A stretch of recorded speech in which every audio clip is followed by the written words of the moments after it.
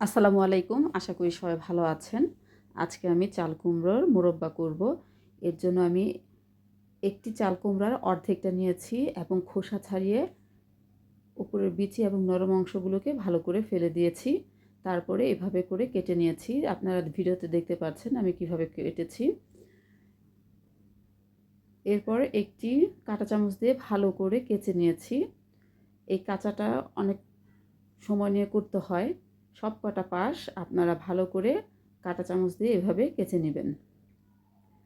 আমি সব কটি চাল কুমড়ার টুকরোকে এভাবে ভালো করে কেচে নিয়েছি।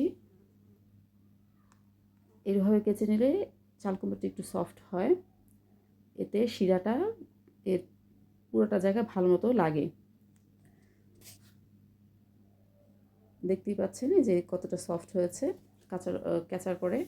যাই হোক, আমি এভাবে সবগুলো চাল কুমড়ার টুকরোগুলোকে কেচে নিয়েছি।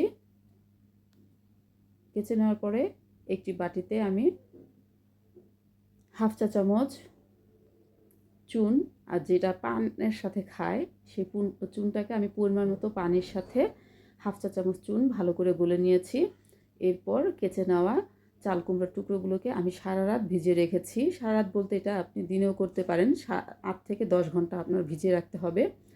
আমি সকালবেলা এভাবে সবগুলো চাল কুমড়াকে চুনের পানি থেকে উঠিয়ে নিয়েছি। এরপর ভালো করে ধুয়ে নিয়েছি। আমি 6 থেকে 7 বার নর্মাল টেম্পারের পানিতে ধুয়েছি, তারপর এভাবে টুকরো করে কেটে নিয়েছি।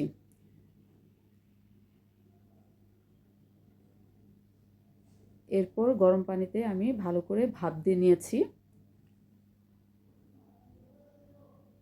আমি পানিটা আগে চুলা দিয়েছিলাম, যখন একটু গরম হয়েছে তখন আমি চাল কুমড়ার টুকরোগুলো দিয়েছি, তারপর একটু ভালো করে ভাপিয়ে নিয়েছি। চুনের পানিতে সারা রাত ভিজানো থাকে, তাই এটা ভালো করে 6 থেকে 7 বার ধুতে হয় যাতে চুনের পানিটা সরে যায়। ওটা ভাপানো হয়ে গেলে আমি এক্সট্রা পানিটুকু ফেলে দিয়েছি, কোনো পানি রাখিনি। তারপর আমি 1 কেজির থেকে একটু কম চিনি দিয়ে 3 ঘন্টা রেখে দিয়েছিলাম।